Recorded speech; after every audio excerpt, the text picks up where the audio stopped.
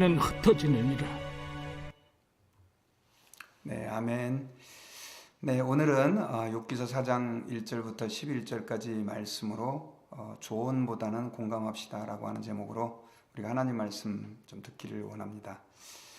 사람들은 이제 살다 보면 굉장히 어려운 상황을 맞이할 때가 굉장히 많이 있습니다. 그런데 그 어려운 상황 속에서 이제 너무너무 고통하고 고민하다가 다른 사람들에게 자신의 그 어려운 상황들을 이야기를 했을 때 얘기를 하는 가운데 오히려 더 화가 나는 경험들을 여러분 혹시 해보신 경험이 있으신가요? 그런 경험이 가끔씩 있지요. 예를 들면은 어떤 사람이 이제 암에 걸려서 암 진단을 받아가지고 이제는 항암 치료도 받아야 되고 암 수술도 받아야 되는데 병문안이라고 이제 사람들이 와가지고 조금 자신의 아픔을 이해해주고 좀 공감해주면 좋은데 그런 대신 야, 암에는 뭐가 좋다더라. 네가 운동을 안 해서 이렇게 암이 걸린 거야. 스트레스 많이 받으니까 암이 걸리지. 아유, 그러니까 그때 내가 뭐라 그랬어. 좀 조심하라 그랬잖아. 이런 얘기하고 그 다음에 또 암에는 야, 이게 좋으니까 너 꼭 먹어야 돼. 사실 생각을 해가지고 그렇게 조언을 하고 또 그런 권면을 했던 것 같지만 하는 것 같지만 실제로 그 환자의 당사자의 입장에서는 오히려 더 아마 화가 날 수도 있습니다. 여러분, 우리가 이 세상을 살 때 사실 그렇게 힘든 일을 경험할 때 우리에게 필요한 것은 오히려 권면이나 또 조언보다는 함께 아픔을 이해해주고 공감해주는 것이죠. 그래서 그러니까 아픈 사람한테 가서는 너 참 많이 힘들었겠구나. 얼마나 고통스러웠니. 아유, 내가 너와 아픔을 함께 해주지 못해 미안하다. 내가 너를 위해서 기도라도 해줄게. 뭐 이런 정도면 참 위로가 되고 힘이 될 텐데 사람들은 대개 그렇지 못합니다. 무슨 문제가 생기고 어려움이 생기면 가서 조언을 좀 해주려고 하는 경향들이 특히 강하죠. 오늘 본문에 나오는 이 이야기는 바로 그런 스토리들을 우리에게 보여줍니다. 사실 욥은 굉장히 힘들고 어려운 상황에 있었습니다. 자신의 모든 재산을 다 잃어버리고 그리고 아내마저도 욥을 하나님을 욕하고 죽으라라고 그렇게 어떻게 자기 자신을 이해해 주지 못하고 그리고 몸에 악창까지 나가지고 온몸은 질병의 고통으로 처절하게 힘들어하고 어려워하고 있는데 친구들이 3명이 이제 찾아왔죠. 욥기서 보면 2장에 보면 그 친구들은 사실 7일 동안은 욥이 너무 힘들어하고 고통스러워하니까 그들에게 아무 말을 하지 않고 그저 함께 고통을 나누는 것처럼 보였습니다. 그런데 욥기서 3장에서 이제 욥이 7일 만에 입을 여는데 그 내용이 자신의 그 처지를 한탄하는 거죠. 내가 왜 이 세상에 태어났던 거 차라리 나지 아니었다면 더 나았을 것이다. 이런 이야기들을 계속해서 이제 3장에서 하고 났는데 이제 4장에서 보면 엘리바스라고 하는 그 욥의 친구가 이제 욥에게 조언을 하는 내용이 오늘 본문 가운데 기록이 되어 있습니다. 이 사실 엘리바스의 그 조언을 보면 그 엘리바스는 굉장히 똑똑한 사람처럼 보입니다. 그리고 굉장히 문학적인 지식도 많이 있고요. 또 하나님을 굉장히 경외하는 사람처럼 그렇게 보여집니다. 그 엘리바스의 이름의 뜻도 하나님은 정금이시다 그런 의미가 담겨져 있어요. 그리고 하나님은 심판자이시다라고 하는 의미도 가지고 있는 걸 보니까 이 엘리바스는 굉장히 하나님 앞에서 바르게 살려고 애를 쓰는 사람 같고 그리고 하나님을 두려워하고 경외하는 사람 같아 보입니다. 그런데 그 엘리바스가 욥을 꾸짖을 때 어떻게 이제 그 욥을 권면할 때 어떻게 권면을 하느냐면요. 사실은 권면이 아니라 꾸짖는 거죠. 3절에서 4절을 이렇게 읽어보면요. 이렇게 엘리바스가 욥 이야기를 합니다. 보라, 전에 내가 여러 사람을 훈계하였고 손이 늘어진 자를 강하게 하였고 넘어진 자를 말로 붙들어 주었고 무릎이 약한 자를 강하게 하였거늘 이제 이 일이 내게 이름에 네가 힘들어하고 이 일이 내게 닥침에 내가 놀라는구나. 욥의 그 한탄하는 이야기를 들으니까 이 엘리바스가 볼 때는 굉장히 한심해 보였던 것 같아요. 오늘 본문에 보면 손이 늘어진 자, 넘어진 자, 무릎이 약한 자 이런 사람들은 그 주변에 욥의 주변에서 굉장히 힘들어하고 있었던 사람들을 욥이 그동안은 도와주고 권면해주고 그 다음 또 힘을 주고 또 이끌어줬었는데 이제는 이 욥이 그런 상황 가운데 처하니까 오히려 오늘 본문에 보니까 이제 이 일이 내게 닥침에 네가 힘들어하고 이 일이 내게 닥침에 내가 놀라는구나 하면서 욥을 지금 어떻게 말하면 조롱하고 있는 것이죠. 여러분, 그리고 이런 모습들을 좀 우리가 살펴보다 보면 예수님께서 십자가에 달리셨을 때 사실은 그 예수님을 조롱했던 사람들을 떠올리게 돼요. 누가복음 23장 35절에 보니까 백성은 서서 구경하는데 관리들은 비웃어 이르되 저가 남을 구원하였으니 만일 하나님이 택한 자 그리스도이면 자신도 구원할지니라.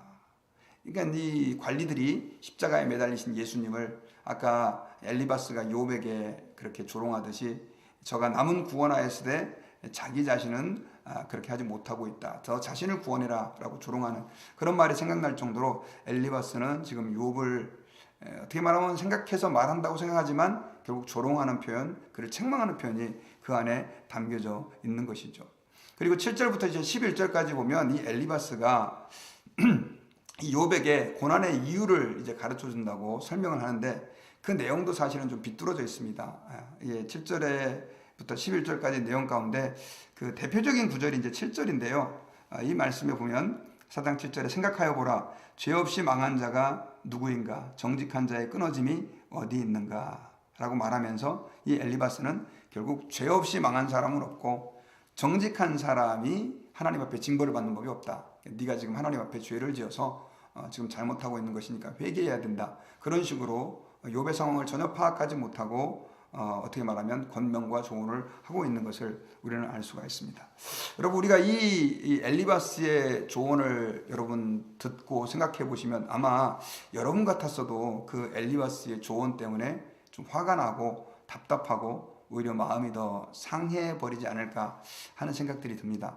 여러분, 저도 그런 경험이 있었어요. 가끔씩 이제 너무 힘들고 어려워서 어떤 목사님에게 이야기를 했는데 이야기를 듣다 보니까 오히려 더 마음에 막 화가 나고 불편함이 생기는 경우가 있어요. 많은 경우 제 상황도 잘 알지 못하고 자꾸 이렇게 권면하고 조언하는 것을 더 중요한 가치로 두는 그런 분들이 계시기 때문에 그렇습니다. 그런데 어떤 분들은 또 그렇지 않아요. 오히려 제 상황을 얘기했을 때 힘드셨겠어요. 제가 할 수만 있다면 생각나는 대로 기도해 드리겠습니다. 그때는 정말 이 제 마음의 고통이 절반으로 나눠지는 것 같은 그런 은혜를 경험할 때가 많이 있습니다. 여러분, 우리가 누군가를 조언한다고 할 때 사실 우리도 이런 실수를 저지를 수가 있어요. 아프고 힘든 사람, 고통스러운 사람들에게 우리가 엘리바스와 같은 모습으로 그렇게 너 이래서 문제였고 네가 이건 잘못한 것이고 이건 하나님 앞에 회개해야 돼. 물론 잘 권면해야 될 때도 있지만 특별히 예수를 믿는 사람들은 그런 경향들이 굉장히 강합니다. 이해해주고 공감해주기보다는 뭔가 가르쳐주려고 하고 그리고 그 사람들에게 문제 해결의 실마리를 던져주려고 자꾸 애를 쓰죠. 물론 저는 그것도 필요하다고 생각합니다. 하지만 그것은 두 번째죠. 먼저 그 사람들의 고통을 이해해주는 게 먼저다라고 하는 것입니다. 여러분, 하나님은 사랑이라고 할 때 여러분들은 하나님이 왜 사랑이라고 생각하십니까? 하나님이 사랑이다라고 하는 것은 여러 가지 사람들마다 아마 개인적으로 다 다른 이미지를 떠올릴 것입니다. 나는 하나님이 이래서 사랑이야. 나는 하나님이 이래서 사랑이야. 하지만 많은 분들이 공감하는 공통적으로 아마 나는 이래서 하나님은 사랑입니다라고 생각합니다라고 하는 그것들은 결국 뭐냐면 하나님 앞에 내가 죄인이고 내가 연약할 때 하나님이 나를 이해해 주시고 또 내 고통을 헤아려 주시는 분이다 라고 하는 그런 어떤 경험 때문일 것입니다. 여러분, 찬양 가사에 보면 그런 가사가 있죠. 나를 아시고 나를 이해하시네 내 영혼 새롭게 하시네 라고 하는 찬양 가사가 있어요. 나를 아시고 나를 이해하시는 하나님. 여러분, 그런 하나님의 모습이 성경에는 많이 나타납니다. 대표적으로 이제 베드로가 예수님을 3번 부인하고 나서 예수님께서 베드로에게 찾아오셨죠. 아마 보통 사람 같으면 야 베드로 너 보통 아마 일반 사람 같으면 베드로 너 그 전날 밤에 나 절대 부정하지 않겠다고 그렇게 호언장담하지 않았냐? 왜 그렇게 부정했어? 그러니까 네가 기도해야지. 너 기도 안 하니까 야 그때 그렇게 나 부인한 거 아니야? 아마 그렇게 얘기를 했을 거예요. 예수님은 또 그 전날 시험에 들지 않도록 깨어 기도하라 이렇게까지 말씀하셨거든요. 그런데 여러분, 예수님이 베드로에게 나중에 이제 찾아오셔가지고 그 해변가에서 뭐라고 말씀하십니까? 그런 얘기 하나도 안 하시죠. 그리고 오히려 생선을 구워가지고 그 베드로에게 주시면서 이렇게 묻죠. 요한의 아들 시몬아, 네가 나를 사랑하느냐? 여러분, 예수님께서 그 고백을 왜 베드로에게 하게 하셨을까요? 여기서 보면 세 번이나 이제 그 얘기를 하는데, 요한의 아들 시몬아 네가 나를 사랑하느냐. 베드로가 예전 같았으면 담대하게 주님 저 사랑합니다 이렇게 얘기했을 텐데, 이제는 내가 주님 사랑하는 것을 주께서 아시지 않습니까? 이렇게 대답을 한단 말이에요. 세 번 이렇게 얘기를 하는데, 예수님께서 의도적으로 세 번 질문하신 것은 그 전에 베드로가 예수님을 세 번이나 부인했기 때문에 이제는 그 입술로 다시 예수님을 사랑한다는 고백을 세 번 하게 하심으로 그를 다시 한번 그 절망의 자리에서 일으켜 주시는 모습이 표현되어 있는 것이죠. 여러분, 예수님께서는 그런 모습으로 베드로에게 찾아오셨고요. 동일하게 또한 우리에게 그런 모습으로 은혜를 베풀어 주십니다. 우리가 이 세상을 살다가 때로는 죄악에 넘어지고 또 하나님 앞에서 우리가 실수하고 범죄했을 때 너 왜 그랬어? 라고 말하지 아니하고 나는 내가 너의 약함을 이해한다. 이런 식으로 늘 우리에게 말씀해 주시죠. 여러분, 제가 지금도 뭐 가끔씩 하나님 앞에 죄를 짓고 실수하여 회개할 때가 참 많이 있습니다. 그런데 젊었을 때는 훨씬 더 많이 실수를 하고 죄를 진 것 같아요. 그때마다 골방에 들어가서 또 교회 가서 눈물을 흘리고 회개를 했는데, 그때마다 하나님께서 제 마음속에 이렇게 들려주시는 음성이 아이 바보야 등신아 그때 너 왜 그렇게 했어 이렇게 말씀하지 않으시고요. 그래 내가 너의 약함을 이해한다. 그런 내적인 음성을 주님이 들려주실 때가 굉장히 많이 있었습니다. 그럼 오히려 더 큰 많은 눈물이 쏟아지고 하나님 제가 좀 잘해보겠습니다. 그런 마음으로 다시 일어났던 적이 많이 있어요. 여러분, 주님은 우리의 약함을 이해하시고 아시는 하나님이세요. 히브리서 4장 15절에 보니까 예수님은 우리의 연약함을 동정하지 않는 분이 아니다. 우리의 연약함을 반드시 이해하시고 동정하시는 분이시다. 그렇게 말씀하셨어요. 실제로 여러분, 예수님은 우리의 약함을 아세요. 왜냐하면 이 땅에 사람으로 오셨고요. 굉장히 가난한 목수의 아들로, 목수로서의 또 삶을 그렇게 살아가셨습니다. 33년을 이 세상에서 사셨고 우리와 모든 삶을 공유하셨기 때문에 예수님은 우리의 유혹받는 나약한 마음들, 쉽게 흔들리는 우리의 감정들, 또 우리의 연약한 마음들 다 이해하고 계시는 거죠. 그러니까 우리가 주님 앞에 나아갈 때 하나님께서는 우리를 책망하시기보다는 오히려 내가 너의 약함을 이해한다라고 말씀해 주시는 하나님이시다라고 하는 것이죠. 그러므로 여러분, 우리 그리스도인들은요, 우리가 하나님이 나를 받아주시고 이해해 주시는 그 은혜를 받았다고 한다면 우리는 어떻게 살아야 되느냐? 하나님 앞에서요, 다른 사람들을 이렇게 자꾸 가르쳐주고 그 다음 또 지시하고 뭐가 틀린지 옳은지를 지적해 주는 것보다는 그 사람들을 좀 이해해 주는 게 필요한 것 같아요. 여러분, 제가 이제 오랜만에 우리 아들을 이렇게 한국 가서 만났잖아요. 근데 그 아들하고 이야기하면서 계속해서 그 아들의 마음속에 가지고 있었던 상처가 있더라고요. 그게 뭐냐면 아빠는 너무나 자기 자신을 이해해주고 품어주기보다는 가르쳐주려고 했다는 거예요. 이때 돌아보니까 실제로 그랬던 것 같아요. 왜냐하면 그 아이가 어렸을 때부터 이제 목회자가 되겠다고 하니까 저는 정말 좀 좋은 목회자를 한번 만들어 보고 싶어가지고요.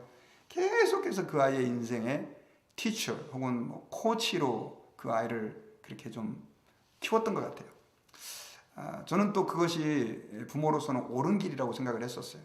그런데 나중에 그 아이가 제게 하는 말은 그거예요. 아빠, 나는 아빠가 뭘 가르쳐주는 사람이라기보다도 사랑해주는 사람이었으면 좋겠다고 그런 얘기를 하더라고요. 그래서 제가 제 자신을 많이 돌아보면서 후회도 하고 또 회개도 하고 미안한 마음도 가졌습니다. 그래서 지금은 좀 많이 이해해 주려고 좀 애를 쓰는데 쉽지는 않더라고요. 여러분, 우리 자녀들을 키울 때도 마찬가지입니다. 물론 부모는 코치고 티처이죠. 또 바른 길을 그들에게 지도해 줄 사람인데 사실은 그들을 품어줌이 필요합니다. 그들에게 내가 너를 이해한다. 네가 비록 부족하지만 나는 너를 사랑한다. 저는 그것이 하나님의 사랑을 우리 자녀들에게 보여주는 방법이라고 생각합니다. 그리고 교회 안에서도 연약한 성도들이 있죠. 아직 믿음이 부족해서 이렇게 자꾸 실수하고 범죄하고 또 이런 성도들이 있어요. 그때 당신 왜 그랬습니까? 라고 말했을 때 그건 사실 엘리바스의 모습과 다를 게 없죠. 뭐 사실 성도들이, 저는 이렇게 생각해요. 교회에 와서 신앙생활 하는 사람들은 그래도 하나님 앞에 제대로 살아보려고 하는 사람들이다, 이렇게 생각합니다. 그런데도 불구하고 자꾸만 자신의 그 옛 성품 때문에 죄를 짓고 실수를 하고 넘어지죠. 그때 당신 왜 그래? 그런 말보다는 예, 저도 옛날에는 그렇게 약했습니다. 그런 부분들 이해합니다. 라고 좀 그 이해해주고 품는 사랑을 우리가 표현해야 될 줄 믿습니다. 여러분, 그 오징어 게임 얘기를 제가 많이 해서 좀 죄송한데, 거기에 보면 이 오징어 게임이 기독교인들을 굉장히 많이 조롱하는 내용들이 기록되어 있어요. 그런데 그 장면들이 한 대여섯 가지 정도 나오는 것 같아요. 근데 제가 좀 굉장히 충격이었던 게 그 마지막에 주인공이 그 길바닥에 탁 버려져 갖고 쓰러져 있었어요. 상금을 받아가지고. 그런데 그때 그 길바닥에 버려진 완전 만신창이가 됐고 몸은 상처 입고 뭐 완전 알거지가 된 것 같이 보이는 그 사람이 엎어져 있는데, 그 사람에게 누가 찾아오냐면 예수 믿는 사람이 찾아옵니다. 이렇게 피켓 들고 예수 믿으세요. 예수 믿고 천국 가세요. 그런데 그 예수 믿는 사람이 그 쓰러져 있는 그 사람에게 피켓을 두고 예수 믿으셔야 됩니다. 근데 저는 그게 굉장히 불편하게 느껴지는 거예요. 왜 불편하게 느껴졌냐면, 이것이 세상 사람들이 예수 믿는 사람을 이해하는 그 단면이구나. 사실 여러분, 그 아파서 쓰러진 사람이 있으면 괜찮으십니까? 라고 돌봐주고, 뭐 전도도 해야 되겠지만, 전도는 좀 다음 문제 아니에요. 근데 그냥 그 사람에게, 그 엎어져 있는 사람에게 그 복음을 전한다는 명목으로 예수 믿으라고 막 하는 그 모습이 너무 부끄럽게 여겨지는데, 사실 우리 예수 믿는 사람에게요, 그런 모습이 있을 때가 너무 많이 있어요. 여러분, 우리가 아파하는 성도들에게 저는 복음을 전한다는 게 예수 믿으세요, 예수 영접하세요라고 한 직접적인 메시지를 전하는 것도 중요하지만, 우리가 그들에게 정말 하나님이 우리에게 보여주신 그 사랑의 모습으로 그들의 아픔을 이해해주고 공감해주고 함께 기뻐하고 함께 슬퍼하고 함께 아파하는 그런 공감하는 모습이 하나님의 모습이 아닌가 하는 생각이 듭니다. 그러므로 여러분, 오늘 그 본문에 나오는 그 엘리바스의 모습, 나중에 이제 욥이 또 그 엘리바스에 대해서 자신이 이제 항변을 하고, 하나님께서는 이런 엘리바스의 모습을 나중에 책망하십니다. 기뻐하는 모습이 아니죠.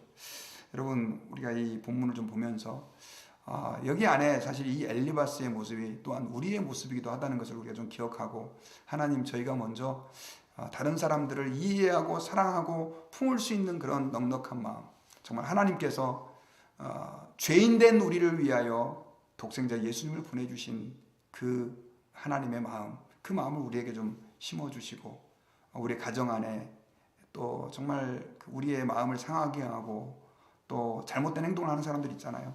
그런 사람들을 좀 이해할 수 있는, 품을 수 있는 넉넉함을 우리에게 좀 부어달라고 기도했으면 좋겠고, 또 우리 교회 안에서도 혹시나 그런 분들이 보인다면 하나님, 그들을 이해하고 품을 수 있고 그들을 사랑할 수 있게 하시고 그들의 아픔을 공감할 수 있는 저희들이 되게 해달라고 기도하시고, 또 우리 이웃 가운데 그런 분들이 있다면 그런 마음으로 나아가서 주의 사랑을 나누고 증거하는 우리 모든 성도가 되시기를 주의 이름으로 축원합니다.